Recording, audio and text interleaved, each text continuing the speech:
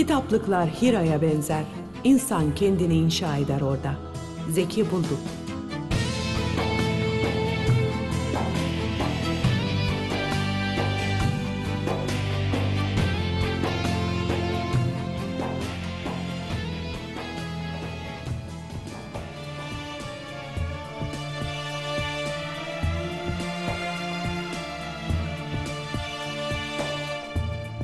Biliyor musunuz? Çocukluk yağmalamakla tüketemediğimiz tek sahici hazinemiz. Her dara düştüğümüzde gidip onun en kuytu odalarına dadanıyoruz.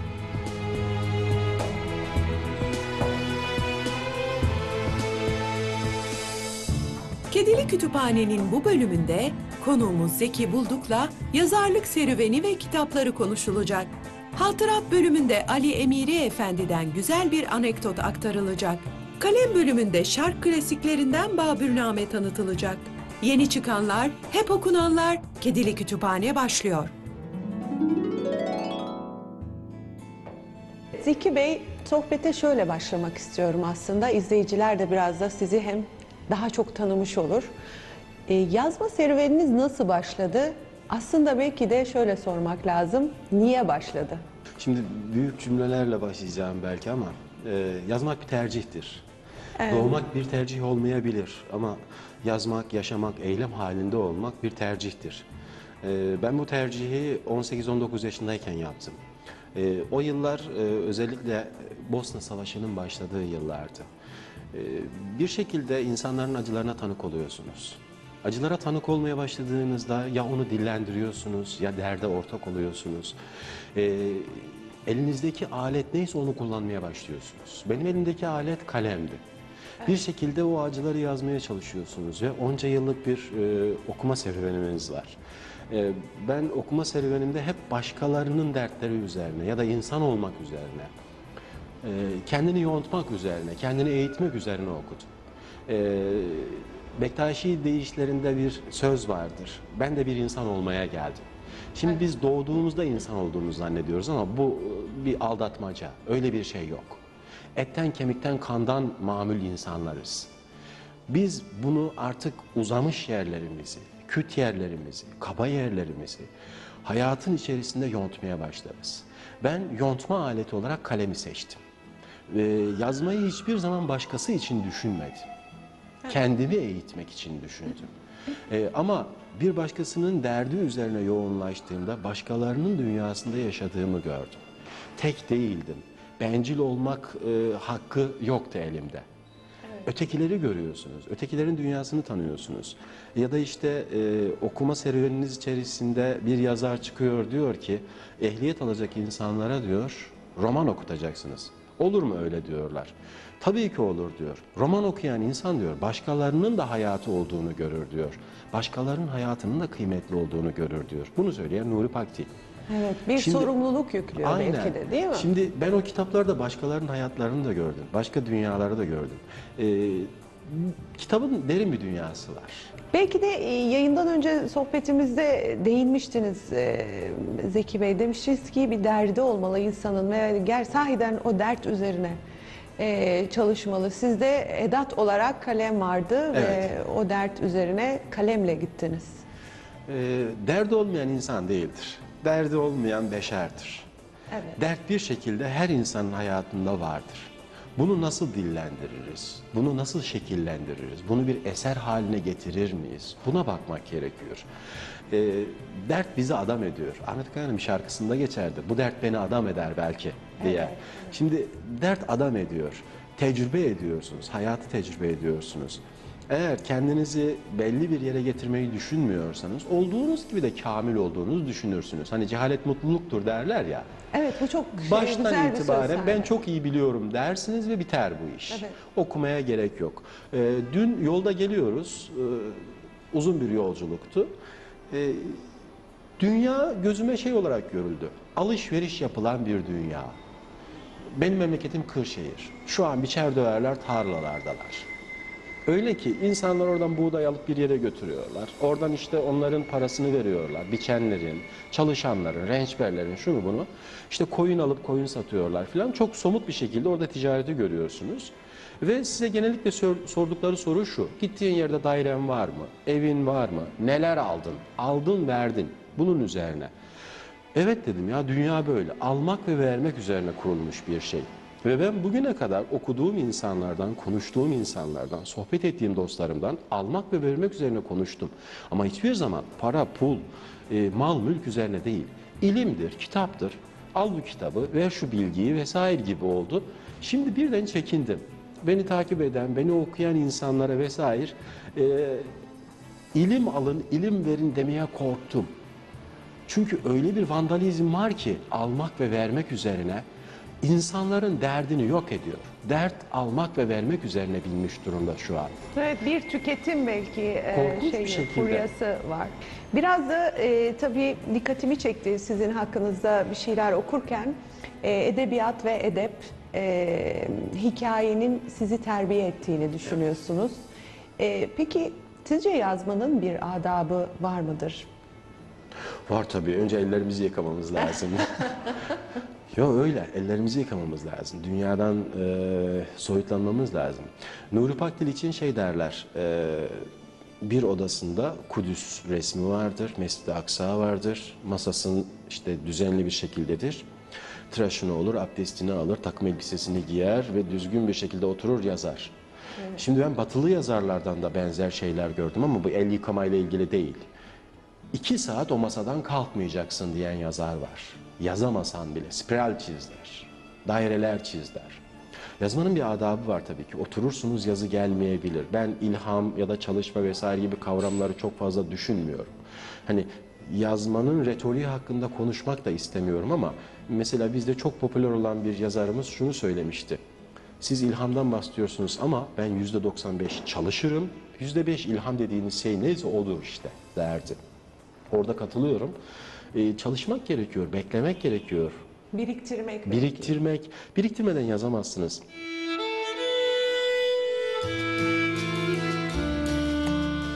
Uyumak, düşümde atlar görmek istiyorum. Uçsuz bucaksız bozkırda, uçsuz bucaksız bilmek istiyorum. Artık seni düşündükçe daha fazla yoruluyorum. Bendeki yorgunluğu annen anlar mı bilmiyorum. Ama o uçsuz bucaksız atlar anlar sanırım. Üzerinden unutulmayan, acıtan bir tarihin geçtiği, yabanımsı, dizginlenmeyen atları anlatmak istiyorum bu yorgunluğu. Öyle ansızın kaybolmuştu atlar. Birileri öldüler diyordu. Sen gittiler diyordun. Zaten hiçbir zaman acımasız değildin. Bir umut mutlaka olurdu senin sözünde. O atlar bir gün geri döneceklerdi. Tıpkı senin gibi gitmişlerdi. Fakat sen dönmeyecektin.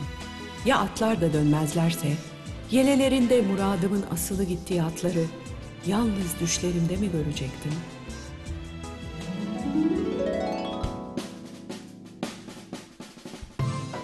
Kuyucaklı Yusuf, Sabahattin Ali. İlk kez 1937 yılında yayınlanan eser, yazarın ilk romanı ve Türk edebiyatının da en önemli romanlarından birisidir. Kitabın baş kahramanı Yusuf'la 1931 yılında Aydın cezaevinde tanıştığı ve romanı o yıl yazmaya başladığı söylenir. 3 cilt olarak planlanan eser, Sabahattin Ali'nin ölümüyle tek ciltte kalmıştır. Kitapta gelişen olaylar, doğal hayat, yapay hayat ve köy-kent karşıtlığı üzerine kurulmuştur. Bunun yanı sıra bir Anadolu kasabasındaki toplumsal, töresel yaşam ve kasaba hayatında eşraf ve bürokrasinin kurduğu adaletsiz düzen güçlü bir gözlemcilikle yansıtılır. Leyla ile Mecnun, Fuzuli. Yazarın 1535 yılında Mesnevi türünde kaleme aldığı eseridir. Türk dili ve Mesnevi tarzı için bir yenilik olarak görülür. Birbirlerine aşık Leyla ve Kays ismindeki iki gencin kavuşamamasını ve bunun sonucunda Kays'ın Mecnun oluşunu konu edinir. Türk ve Fars edebiyatında önemli bir yer tutan hikaye, daha önce ve daha sonra birçok kez işlenmiş olsa da en ünlüsü Fuzuli'nin eseridir. Fuzuli, Leyla ile Mecnun'un mesnevisini istek üzerine yazar. Bilim ve sanat adamları Fuzuli'den böyle bir eser yazmasını isterler ve böylece bu büyük yapıt meydana gelir. Zorba, Nikos Kazantzakis, ilk kez 1946'da yayımlanmıştır. yazarın olgunluk dönemi eseridir. Konusu 1930'larda geçen roman, adı kitapta hiç belirtilmeyen Yunan asıllı genç bir İngiliz yazarın ağzından anlatılır. Roman Türkiye'de ilk kez Alexi Zorba adıyla 1963 yılında yayımlandı.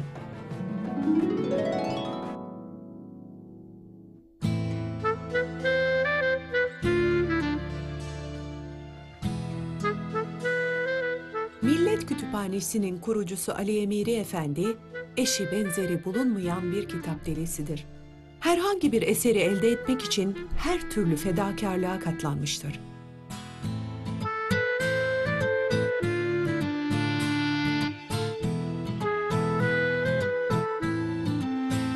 Her gittiği memleketten nadir eserler ve değerli el yazması kitaplar toplamıştır. Eskiden nadir bulunan bir kitaba sahip olmanız için onu istinsah etmeniz gerekiyordu. Yani aynısını yazmak. Ali Emiri Efendi, Yanya'da görev yaparken eline geçen bir Arapça kitabın 2. cildinin Yemen'de bulunduğunu öğrendi. Büyük bir heyecana kapıldı. Sahibi onu satmaya razı olmuyordu. Onu nasıl elde edebilirim diye kara kara düşünüyordu.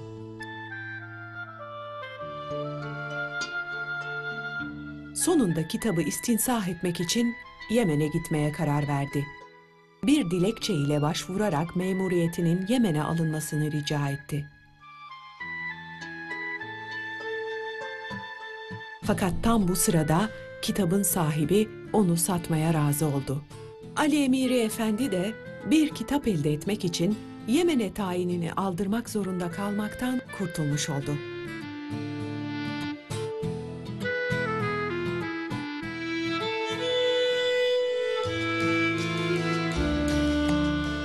İnsanlar, mekanlar, anılarımız, şehrin mevsimlerle ilişkileri. Bunlar her zaman için ilk elden söylediğimiz genel geçer cevaplar. Oysa ıskaladığımız birileri, bir şeyler vardır. Şehrin sokaklarıyla, rengiyle, kokusuyla, dokusuyla hemhal olan deliler ki bir şehri hafızamıza kazıyan Allah'ın garipleridir. Tabii biraz da kitaplarınızdan bahsetmek istiyorum. Yoksa sohbet alıp gidecek zamanımız kalmayacak. Müstesna Deliler albümü var ki sahiden az önce yayın öncesi de bundan bahsettik.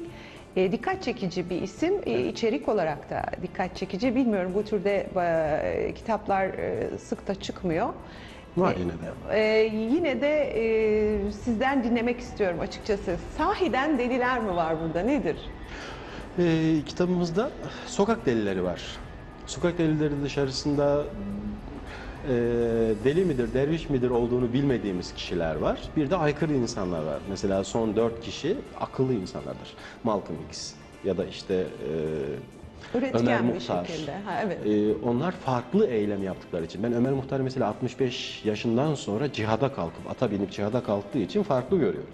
Birçok kişi bizde 50'sinden sonra işte caminin dibine çekilirsiniz ya da bir kenara Pasif çekilirsiniz. hayata Ya da çekilir. son zamanlarda çok yaygın olan işte Ege'de bir kasabaya yerleşeyim Yani. filan planı yaparken adam 65 yaşında cihat ilan ediyor İtalyanlara karşı ve atın üzerinde savaşıyor. Şimdi bunun yaptığı modern insana göre bir deliliktir. Ya da zamane insanına göre bir deliliktir.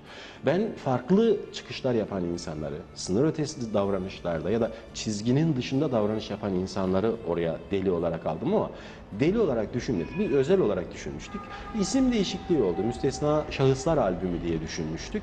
Çünkü onların hayatta ortaya koydukları bir şey var. Biz akıllı insanlar değiliz Esma Hanım. Bunu söylememiz lazım. Bizler alışkın insanlarız. Biz bir şeylere alışmış insanlarız. Basit örneklerle söyleyeyim. Sigaranın berbat bir şey olduğunu biliriz ama bırakılmaz. Şehrin hayatının insanı nasıl yaşlandırdığını, nasıl yorduğunu çok iyi biliriz.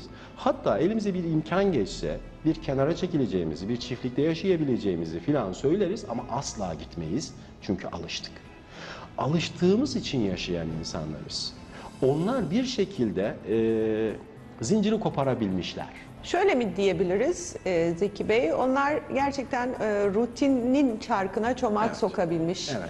şahsiyetler, böylece de farklılık yaratmış. sizin de bu şekilde bir kitap yazmanıza. Aynen.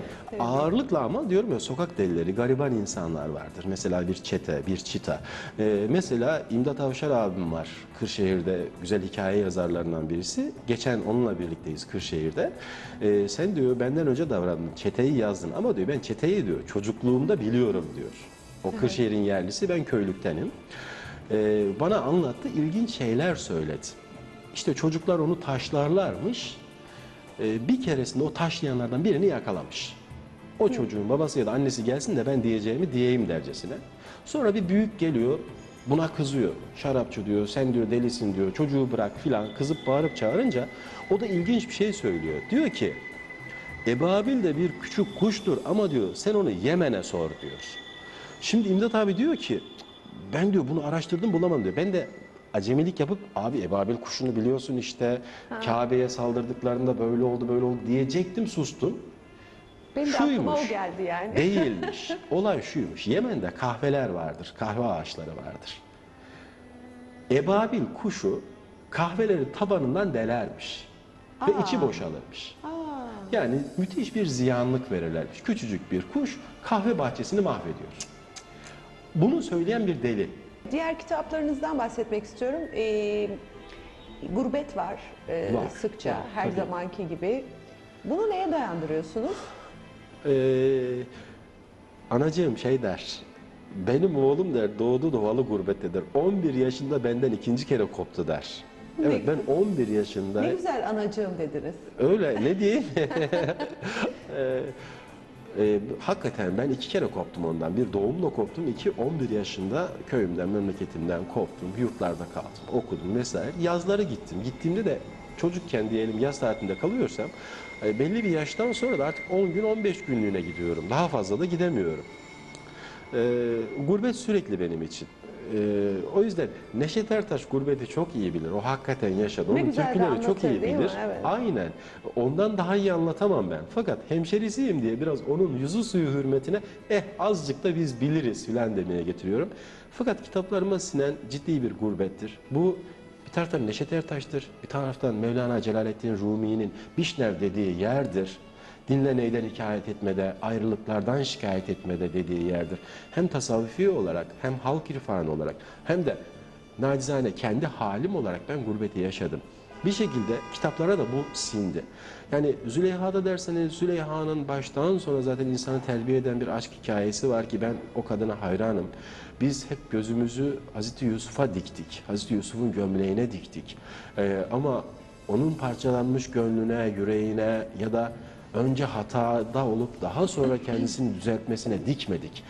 Maalesef birçok insan hala Züleyha'yı günah üzere Günahkar, görürler. evet. Şunu düşünmezler. Asıl mesele günaha girdikten sonra arınabilme cesaretidir. O onu yapmıştır. Haşa, ben Hazreti Yusuf üzerinden yorum yapmıyorum. Yani oraya karışamam. Orada peygamberlik vardır, nübüvvet vardır. Fakat bir insan olarak baktığımda günaha girmeyen, günaha girene laf atmamalı bence. O yüzden Züleyha ile biz bir terbiye yolculuğu yaptık. Kalp terbiyesi yolculuğu yaptık. Ne bileyim, Boğaz'ın sularına atılan kitapla ki en son çıkan odur şimdi. 28 Şubat tahlili benim üniversite yıllarıma denk gelir. Dostlarım, o dönemde ızdırap çekenler, o dönemde ciddi şekilde kovuşturmaya uğrayan insanlar, onların ilerlemiş yıllarda başlarına gelenler ve değişimleri, delirmeleri vesaire. O benim hikayemdi, arkadaşlarımın hikayesiydi. Bozkır'ın Atları Yaman Ölürse bir bakıma zaten Müstesna Deliler albümünün kardeşidir. Dediğim gibi öbür taraftan da bana anlatılan masalların, hikayelerin bir şekilde modernleşmiş veçesi olarak karşıma çıkıyor. Diğerleri ise nasip olursa zaten bu sene içerisinde tekrar basımları yapılacak. Bağdat Savaşı'nı anlattığım Bağdat Düşerken benim için ızdıraplı bir hikayeydi. Çünkü aklım yettikten sonra birebir gördüğüm savaştı. 2 kere gördüm. Bir 92 yılında gördüm, bir 2001 yılında gördüm. Yani biz 90'lı yılların başında bir yurt odasında sahura kalktığımızda canlı yayında Bağdat'ın bombalandığını seyrettik. Bu benim bilincimde fena yarılmalar meydana getirdi. Hani şimdi çok rahat söylüyoruz ya, hep Müslüman ülkeler mi bombalanıyor, hep biz mi yapacağız, hep bize mi gelecek diyoruz da. Evet, bize gelecek. Ben bunu 19-20 yaşındayken öğrendim. Neden bize gelecek? Bize gelecek çünkü biz hakikate daha yakınız. Ben bunu kibrimden söylemiyorum. Nimet bizde var ondan mı? Nimet bizde var, bilgi bizde var, kitap bizde var, tahrif olmamış bilgi bizde var. Bir şekilde bir de şöyle bir şey var. İki kişi kavga ediyorsa ayırt etmeye çalışan genellikle Müslüman kimlikli insanlar. Allah korkusu olan insanlar. O yüzden ayırt etmeye çalışan insanlara kızarlar. Farz-ı muhal Türkiye gariban bir ülkeye arka çıktığında güçlü ülkeler arka çıkma diyorlar. Arka çıktığımız için bile ya da işte destek verdiğimiz için bile sana ne oluyor? Biz onu ezecektik güzel işte. Biz onu yıkacaktık. Farz-ı muhal Afganistan, farz-ı muhal Irak yani. Sizin oraya ancak müteahhitler aracılığıyla gitmenizi istiyorlar. Gidip orada inşaat yapın diyorlar. Size ne onların kültüründen, size ne onların milli birliğinden ya da sizin kardeşliğinizden diyorlar. Niye O yüzden, sınırlarınızı onlara açıyorsunuz? aynen. Sizin birilerine abilik yapmanızı istemiyorlar. Hani ben geriye döneyim. Müslüman bir şekilde haksızlığa kafa tutan insan olduğu için sürekli canı yanacak. Kafa tutmayacaksın, susacaksın, içine atacaksın, görmezden geleceksin. Onların öğrettiği 3 maymunu oynayacaksın ki bizim kültürümüzde maymunla ilgili ne atasözü var, ne davranış var. Evet. Çok şükür yok yani. Dünya insanı delirtecek kadar güzel mi bilmiyorum. Bildiğim şu ki meczuplar ve deliler bana merhamet adlı bir yarayı hatırlatırlar her zaman. Merhametsiz bir dünyanın vicdan ışıkları olan güzel insanlardan, aklı başında olanlardan öğrendiklerimden daha fazlasını öğrendiğimi biliyorum.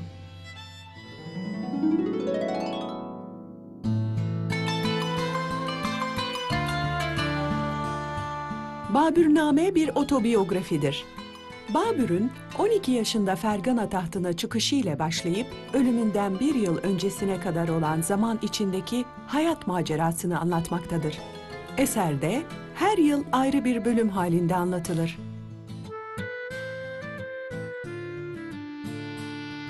Kitap ilk önce hatırat olarak yazılmaya başlanmıştır ama ilerleyen bölümlerde günlük formatında devam eder. Babür, kitapta çeşitli ülkelere yaptığı seyahatleri de anlatır. Ülkeler hakkında çok ciddi coğrafi ve ansiklopedik bilgiler verir. Babür, hayatını olduğu gibi kusur ve zaaflarını, başarısızlıklarını dahi gizlemeksizin her yönüyle büyük bir samimiyetle anlatmıştır. Siyasi düşmanlarının bile sadece kusurlarını değil, faziletlerini de belirtecek kadar dürüstlük göstermiştir. Eski Türk edebiyatında otobiyografi örneği yok denecek kadar azdır. Ayrıca bir hükümdarın kaleminden çıkmış olması bakımından Babürname, benzeri bulunmayan bir kitaptır. Eser, dünya çapında üne kavuşmuş ve birçok dile tercüme edilmiştir.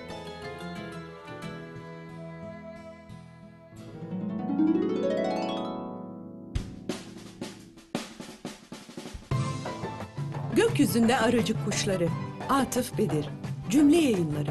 Sonunda bağın olması gerektiği yere ulaştık. Üzüm bağı yerinde yoktu. Üzüm tevekleri yoktu. İncir ağaçları yoktu. İncir kuşları yoktu. Bağın olduğu yer kocaman bir çam ormanı olmuştu. Ama ceviz ağacı orada duruyordu. Artık yaşlanmış, kurumaya yüz tutmuştu. Sanki bizi beklemişti bunca yıl. Atıf Bedir bu kitapta hatıralarını yazdı. Hayatın içinden edebiyatla yoğrulmuş anılar. Hikmetler, İbn Ataullah el-İskenderi, Üsküdar Yayınevi. Üsküdar Yayınevi, Ataullah İskenderi külliyatını yayınlamaya devam ediyor. Tasavvuf edebiyatının en çok okunan 10 kitabından biridir Hikmetler. Hikmet bahçelerinin kapısını aralayan bu kitabın İslam aleminde pek çok şerhi yapılmıştır. Hikem-i Atayiye bugünün hakikat taliplilerine irfanla inşa edilecek yeni bir hayatın anahtarını sunuyor. Vitrinde olmak, Mustafa Kutlu, Dergah Yayınları. Geçen asrın ortalarına kadar ülkemiz esnafı dükkanına vitrin yapmıyordu. Malı olduğundan farklı göstermek adaba aykırı sayılırdı. Sonunda bizde de şu söz kanun oldu. Vitrinde olmaz isen satış şansın yoktur. Vitrinde olmak, gazete yazılarından hazırlanan bir seçki. Mustafa Kutlu bizlere Hikayelerinde olduğu gibi yine insanı ve hayatı anlatıyor. Kaybettiklerimizi hatırlatıyor.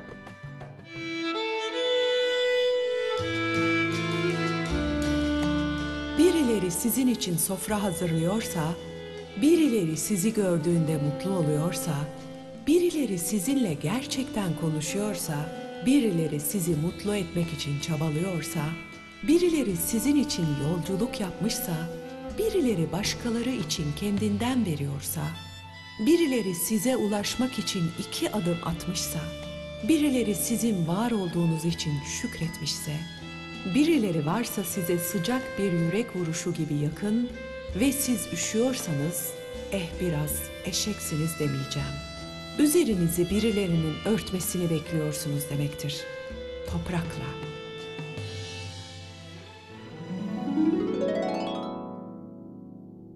Siz gerçekten çok yönlü bir edebiyatçısınız, aktifsiniz de öğrencilik yıllarınızdan bu yana gerek fanzinlerle, edebiyat dergileriyle gerçekten çok yoğun çalışmış ve var olmuş, birebir içinde bizatihi var olmuş bir edebiyatçı olarak yine program öncesi konuşmuştuk. Dediniz ki daha heyecan verici edebiyat dergiciliği kitaptan. Biraz bunu açar mısınız? İzleyicilerimiz de dinlesin. Tırnak içinde söylemek gerekirse Cem Meriç'in dediği gibi edebiyatın kalesidir dergiler. Edebiyatı ayakta tutan kale bir şekilde dergilerde toplanıyor. Dergileri ben ırmaklara benzetiyorum. Evet. Akan, çağıl çağıl akan ırmaklardır. Dergilerin bakıyorsunuz artık basımı bitmiş, tükenmiş ya da ne bileyim artık yazanı çizeni yoksa o artık soğulmuş deriz biz. Soğulmuş, suyu çekilmiş ırmaklar gibidir. Orada artık bir iz vardır fakat edebiyat kalmamıştır. Ama ben bir şekilde fanzin olsun, profesyonel olsun, akademik olsun, dergilerin edebiyatı dipdiri tuttuğunu biliyorum. İnsanları eğittiğini biliyorum. İster dışarıdan yazı yazıp dergiye verin, isterseniz içeride mutfakta olun. Dergilerde insanları görürsünüz, yazarları görürsünüz. Ya da onca yıl o dergiye geldiği halde bir tane deneme yazmamış, bir tane kitap eleştirisi ya da bir hikaye yazmamış ama müthiş bir şekilde edebiyat birikimi olan, kitabiyat bilgisi olan insanlarla karşılaşırsınız. Bunlar size bir ummanı açarlar. Dehşet bir umman vardır. Şimdi siz gözünüz kapalı bu kütüphaneye girin. Beyazıt Devlet Kütüphanesi'ne girin. Çok bir şey alamazsınız. Sadece şunu dersiniz. Yahu ne kadar çok kitap yazmışlar dersiniz. Ama bir rehber eşliğinde girdiğinizde size bir ummanın kapısı açılır. Ben dergilere girdiğimde bir Halil Cibran, bir Saint-Exupéry, bir Kafka, bir Nuri Pakdil, bir Zarifoğlu bunları gösteren insanlar vardı. Yani bir şekilde bahçenin şu tarafından gir diyen insanlar vardı. Bakın şuradan alırsanız, aynen şuradan alırsanız vakit kaybetmezsiniz diyen insanlar vardı. Evet Zeki Bey, bir de sizin tabii Tahran maceranız var. Bir de Tahran'da Mayakovski'ye mektuplar yazdınız. Biraz onunla böyle bir hemhal oluşunuz var. Onu dinlemek istiyorum. Tahran gurbeti benim için hoş bir deneyim oldu. Güzel bir deneyim oldu, acıklı bir deneyim oldu. Bir taksi şoförü işte İbrahim Tatlıses'ten ya da Ahmet Kaya'dan bir şarkı, bir türkü verdiğinde ağladığımı hatırlıyorum.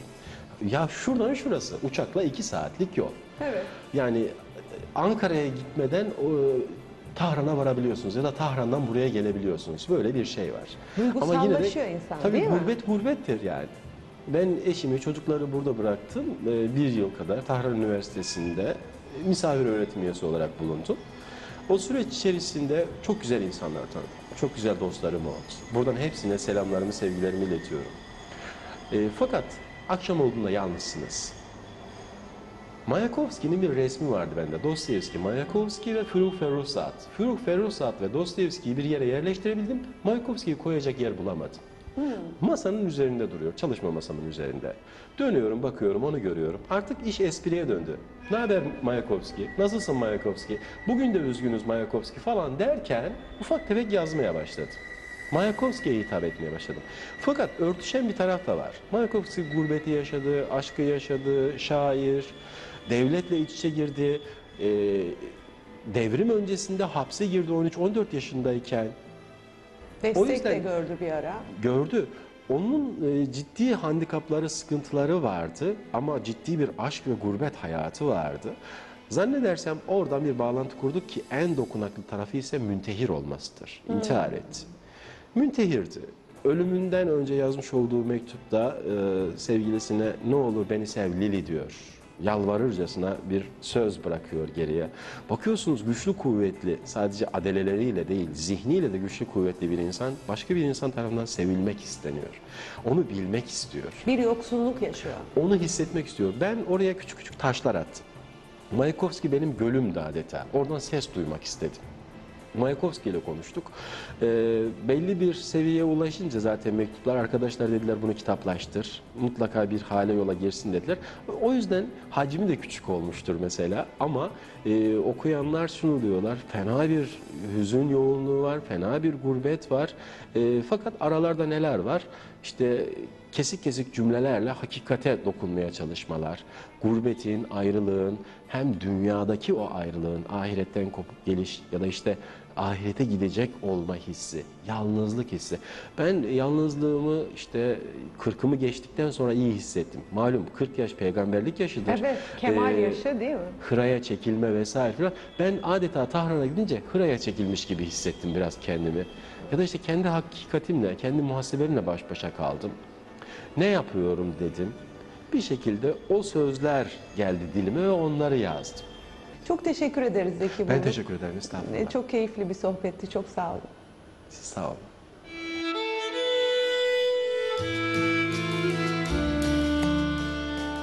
Ne arıyorsan osun. Ne bulduysan o değilsin. Soruları olmayan insanların et kokusu, hüzne kurşun sıkan insanların kalbindeki iflah olmaz boşluk. Özlemeyi bilmeyen yüreklerdeki yanık izleri.